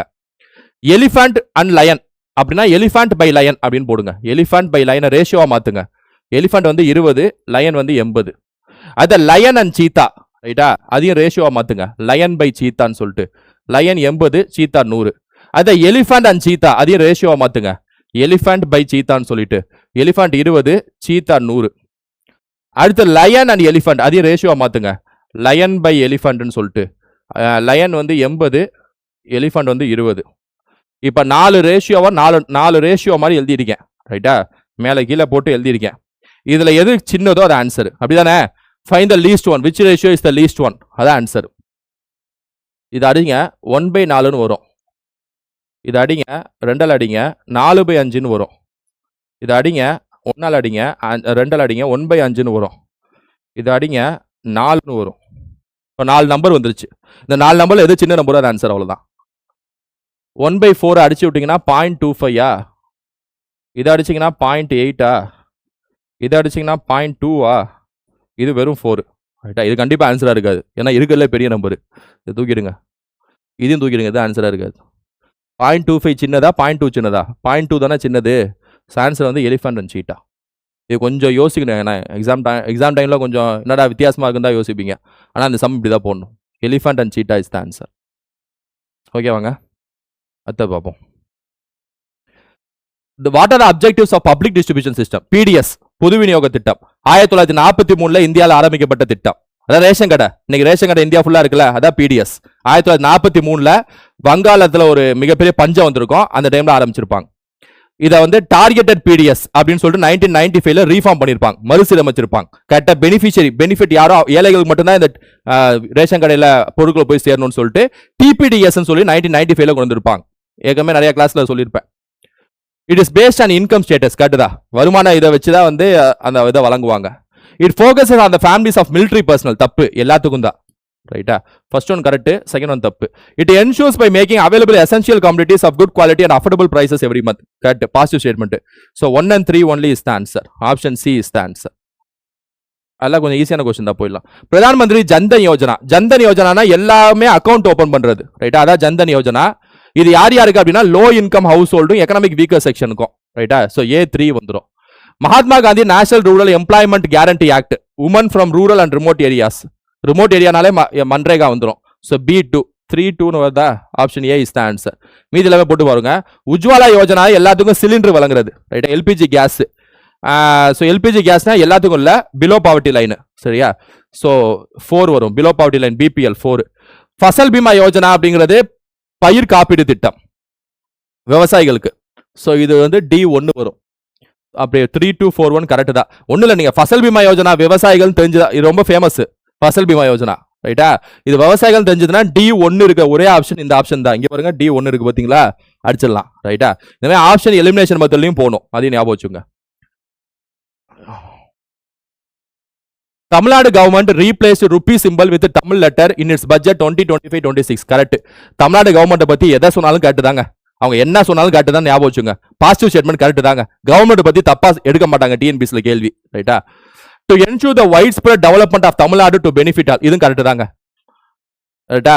2 கரெக்ட் தான். கூட்டுக்கு சரியான காரணம் தான். ஏன்னா கூட்டுக்கு சரியான காரணம் ஆப்ஷன் டி. ஆக்சுவலா இந்த கொஸ்டின் கேட்டப்ப கூற்று காரணமும் சரி, ஓகே, ஆனா கூட்டுக்கு சரியான காரணம் இல்ல அப்படிங்கிறத நம்பிட்டு இருந்தோம். ஆனா ஆன்சர் இல்ல, கூட்டுக்கு சரியான காரணம் வெளியிட்டாங்க. ஏன் அப்படின்னா தமிழ்நாடு சிம்பிளை வந்து ரூனு மாத்திரனால மட்டுமே தமிழ்நாடு டெவலப் ஆயிடும் சொல்லிட முடியாது. இந்த கூட்டுக்கு இது சரியான காரணம் சொல்லிட முடியாது, ரைட்டா. ஏன்னா இதை மாத்திட்டா இந்த டெவலப் ஆயிடுமா? ஆனா கேள்வி எடுக்கிறவங்க இது சொல்லிட முடியாதேன்னு சொல்லிட்டு நாட் த கரெக்ட் அப்படின்னு ஒருவேளை ஆன்சரா இருந்துச்சுன்னா கவர்மெண்ட் டிஎன்பிசி காலை போட்டு என்ன ரூனை மாத்துறது டெவலப்மெண்ட்னு இல்லாம நீ என்ன நாட்டுன்னு சொல்ற, ஏதோ ஆன்சர் கீழே குத்துருக்கா போலன்னு ஒரு 2 மிரட்டு மாட்டினாங்கன்னா டிஎன்பிசி எதாவாங்க. அது முன்னாடியே நினைச்சிட்டு ரைட்டா, ஐயோ 2 காட்டு தான் நம்பிடுவோம்ப்பா, அது எப்ப ஆட்டோ கண்ணாடியை திருப்புனா எப்படி ஆட்டோ ஓடும் அப்படின்னு நம்பிட வேண்டியதான். ரைட்டா? சோ கூட்டுக்கு சரியான காரணம் option D is the answer. ஆண் பெண் விகிதம் அதிகம் உள்ள மாவட்டம், district with highest sex ratio. இதெல்லாம் ஸ்கூல் புக்ல அப்படியே இருக்கும். Nilgiris is the answer. District with lowest sex ratio, Theni is the answer. 2-1. அதே மாதிரி ஹையஸ்ட் சைல்டு செக்ஸ் ரேஷியோ வந்து Nilgiri, lowest child sex ratio வந்து கடலூர். ஞாபகம் வச்சுங்க. குழந்தை பிறப்பு விகிதம் அதிகம் உள்ள மாவட்டம் நீலகிரி, அதே குழந்தை பிறப்பு விகிதம் குறைவான உள்ள மாவட்டம் கடலூர். ரைட்டா? So 2143 is the answer. Option A is the answer. அடுத்த போவோம். A water heater is sold by a trader for rupees 10,502 including GST at 18%. Find the GST. ஒரு வாட்டர் ஹீட்டரை வந்து 10,502க்கு வித்துட்டாங்க ஜிஎஸ்டியோட சேர்த்து. என்ன? ஃபைண்ட் அந்த ஜிஎஸ்டி அமௌண்ட் மட்டும் என்னன்னு கேக்குறாங்க.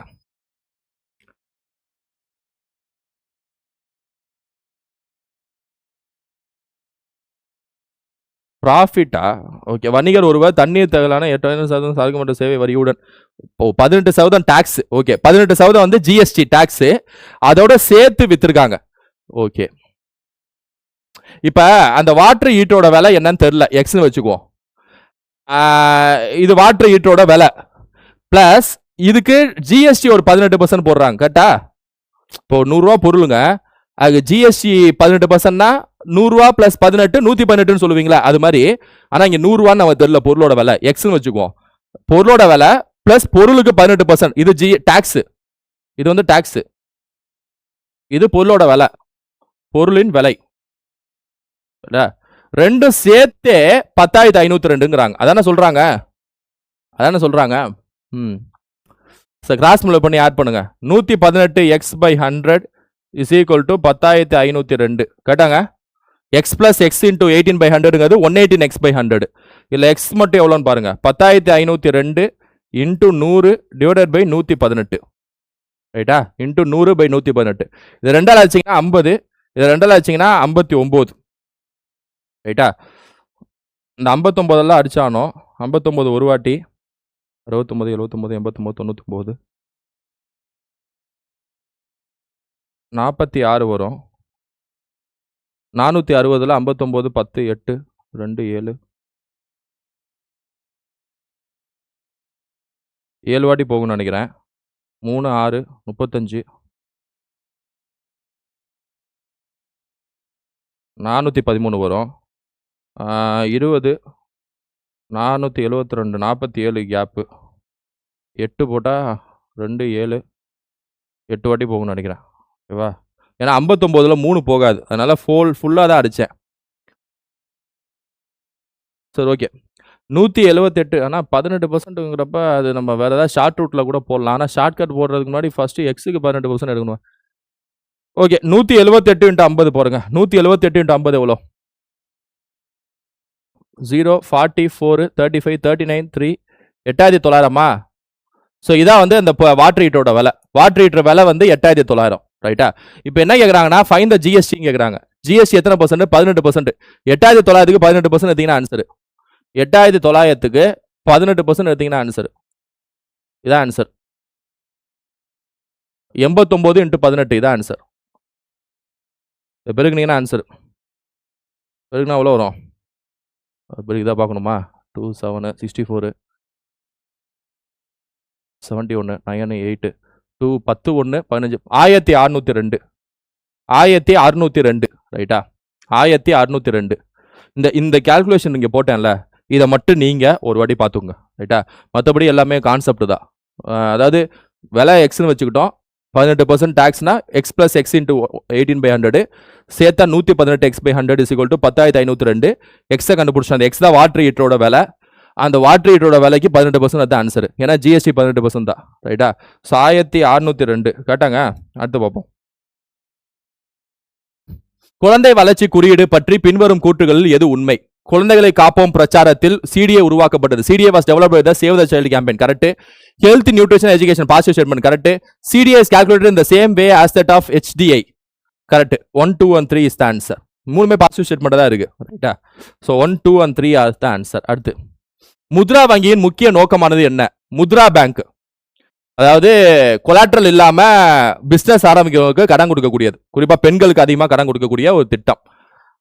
Provide financial assistant to develop health industry. Health இண்டஸ்ட்ரிலாம் இல்லப்பா ராஜா, இங்க டூரிசம் இண்டஸ்ட்ரியா, அதுவும் இல்ல, ஒன்னும் இல்ல, இதுவும் இல்ல. ஏன்னா இங்க குறிப்பிட்டு சொல்றாங்க முத்ரா அப்படி இல்ல, யாருக்கு வேணா கடன், ரைட்டா. Provide financial assistant to rural development, இது வரும். 2 and 4 வேணா வரும், ஆனா 4 ஆப்ஷன்ல இல்ல. 2 alone, option B is the answer. Rural development மட்டும் இல்ல, அர்பனும் சேர்த்து தானே, அதனால 4 இங்க இல்ல போல ஆப்ஷன்ல. So 2-1 is the answer. 2 alone, அதாவது provide credit to MSME enterprises, Mudra.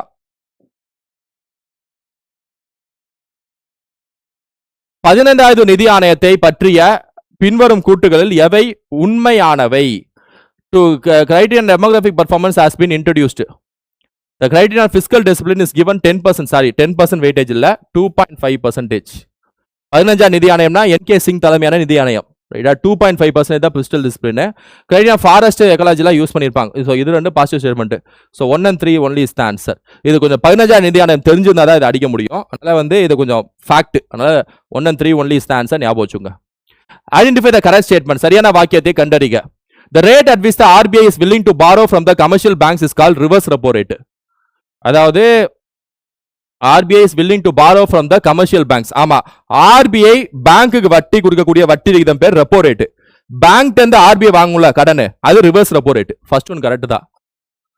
If the RBI increases repo rate, if the RBI increases repo rate, it makes borrowing expensive for banks, vice versa. RBI repo ரேட்டை increase பண்ணுச்சுன்னா bank கடன் வாங்குறது கஷ்டமாகுங்கிறாங்க, correct தான். ஏன்னா repo rate increase பண்ணா இவ்வளவு repo ரேட்டுக்கு நான் எதுக்கு வாங்கணும்னு சொல்லிட்டு பேங்க் அமைதியா இருப்பாங்க. அதுமாதிரி பேங்க் ரிவர்ஸ் ரெப்போ ரேட் அதிகப்படுத்தினாங்க, என்னப்பா ரிவர்ஸ் ரெப்போ அதிகப்படுத்துறா, எனக்கு கடன்லாம் வேணாம்னு சொல்லிட்டு RBI அமைதியா இருப்பாங்க, ரைட்டா. சார் அதுவும் கரெக்ட் தான். Repo rate is a tool to control inflation, இதுவும் கரெக்ட் தான். Lower reverse repo rate degrees inflation, ஞாபகம் வச்சுங்க. ரெப்போ ரேட்டுக்கு என்ன நான் கான்செப்ட் சொன்னேன்னா அதே தான் ரிவர்ஸ் ரெப்போ ரேட். இப்போ ரெப்போ ரேட் குறைஞ்சது அப்படின்னா இன்ஃப்ளேஷன் ஜாஸ்தி ஆகும், ரைட்டா. அதே தான் ரிவர்ஸ் ரெப்போ ரேட்டுக்கும். ரிவர்ஸ் ரெப்போ ரேட்டு குறைஞ்சாலும் இன்ஃப்ளேஷன் ஜாஸ்தி ஆகும், ஞாபகம் வச்சுங்க. இந்த எல்லா கான்செப்டும் நான் ஆல்ரெடி ஒரு வீடியோவில் சொல்லியிருப்பேன். இதை ஃபாஸ்ட்டாக நடத்தினா உங்களுக்கு புரியாது, அந்த வீடியோ எடுத்து பாருங்க. ஸோ அப்போ இங்கே என்ன சொல்றாங்கன்னா லோவர் ரிவர்ஸ் ரெப்போ ரேட்னா ரிவர்ஸ் ரெப்போ ரேட்டை குறைச்சா டிக்ரீஸ் இன்ஃப்ளேஷன், இன்ஃப்ளேஷன் குறையுங்கிறாங்க. இன்ஃப்ளேஷன் ரிவர்ஸ் ரெப்போ ரேட்டு கம்மியாச்சுன்னா இன்ஃப்ளேஷன் அதிகமாக தான் ஆகும், டிக்ரீஸ் ஆகாது. 1, 2, 3 மட்டும் தான் correct. ABC, option A is the answer. ABC is the answer. Yes. If the difference between CI and SI on a same principle, on some principle at 15% per annum for 3 years is rupees 1134, then the principle is what அப்படின்னு சொல்லிட்டு கேக்குறாங்க. Sounds good. Okay, difference between SI and CI some principle for 3 years. 3 years. Okay, difference between SI and CI க்கு ஒரு formula சொல்லியிருப்பேன். அது என்ன formula அப்படின்னா PR squared by 10,000 bracket of 3 plus R by 100. இது என்னன்னா n 3 yearsக்கு, n 3 yearsக்கு, ரைட்டா. இதான் ஃபார்முலா. ஸோ P என்ன அப்படின்னா இதான் டிஃபரன்ஸ் பிட்வீனுக்கான ஃபார்முலா. அந்த டிஃபரன்ஸ் பிட்வீனை கையில் கொடுத்துறாங்க 1134 சொல்லிட்டு 1134 சொல்லிட்டு. ஸோ அப்போ 1134 is equal to P into R square என்னன்னா 15 × 15 by 10,000 bracket of 3 plus 15 by 100, ரைட்டா. அதாவது 6 கத்துல இந்த ஃபார்முலா அப்படியே சப்ஸ்டிட்யூட் பண்ணிருக்கேன். R 15%, ஃபார்முலா 6 கத்துல 15 சப்ஸ்டிட்யூட் பண்ணிட்டேன், அவ்வளவுதான். சோ அப்ப இத நீங்க கேன்சல் பண்ணீங்கன்னா ஆன்சர் வரும். பெருசா இருக்கு. 1134 இன்டூ இந்த 10,000 இங்கிட்டு கொண்டு போங்க, 15 × 15 இங்க கீழே கொண்டு வாங்க. பெருக்கிடாதீங்க, நம்பர் ஸ்பிளிட்டா இருக்கிறப்பவே வச்சுக்கோங்க. பெருக்குனீங்கன்னா பெருசாயிடும். Equal to P into 3 × 300, 300 300 + 15 315 by 100, 315 by 100, ரைட்டா. ஸோ இதில் 100 மேலே வந்துடும், 315 கீழே வந்துடும். ஸோ 100 மேலே வந்துடும்னா இன்ட்டு 100, 315 கீழே வந்துடும்னா இங்கே 315 கீழே போட்டுருங்க, ரைட்டா. ஸோ ஓகே, இப்போ அப்படியே அடிங்க. 5 லட்சம் 20, 5 லட்சம் 3, 3 லட்சம் 3 3 9, 23, 7 3 21, 8 3 24, திரும்ப 5 லட்சம் 4, 5 லட்சம் 3, திரும்ப 3 அடிச்சிங்கன்னா 3 1, 3 2 6. இந்த அடிக்கிறதெல்லாம் நீங்கள் கொஞ்சம் பொறுமையாக அடிங்க, ரைட்டா. 126, 5 அடிச்சிங்கன்னா 2000, 5 அடிச்சிங்கன்னா 63, 63 126 2 வாட்டி போயிடும், அவ்வளோதான். அது கொஞ்சம் பொறுமையா அடிச்சு பாருங்க. 4 2 8 8 2 16,000 is the answer. Option A is the answer. இது ஃபுல்லாவே நான் பண்ணல கால்குலேஷனுங்க. நமக்கு இதான் தெரியணும், ஃபார்முலா தான் மெயின், ரைட்டா? அதுக்கப்புறம் கால்குலேஷன் நீங்க நிறுத்தி நிதானமா ஃபாஸ்டா போட கத்துக்குங்க. ஆன்சர் வந்து 16,000 இஸ் த ஆன்சர், ரைட்டா? Okay. So okay students, so இந்த வீடியோவில் நம்ம இந்த எக்கனாமிக்ஸ் அண்ட் மேத்ஸ் மேட்சப்பாக பார்த்துருக்கோம். அடுத்த வீடியோவில் இன்னொரு யூனிட்டோட மேத்ஸை கம்பைன் பண்ணி ப்ரீவியஸ் கொஸ்டின் சீரீஸை நம்ம கொண்டு போகலாம், ரைட்டா? ஸோ இந்த வீடியோ உங்களுக்கு யூஸ்ஃபுல்லாக இருந்திருக்கும்னு நினைக்கிறேன். உங்கள் ஃப்ரெண்ட்ஸை ஷேர் பண்ணுங்க. அடுத்த வீடியோவில் நான் உங்களை சந்திக்கிறேன். Thank you students.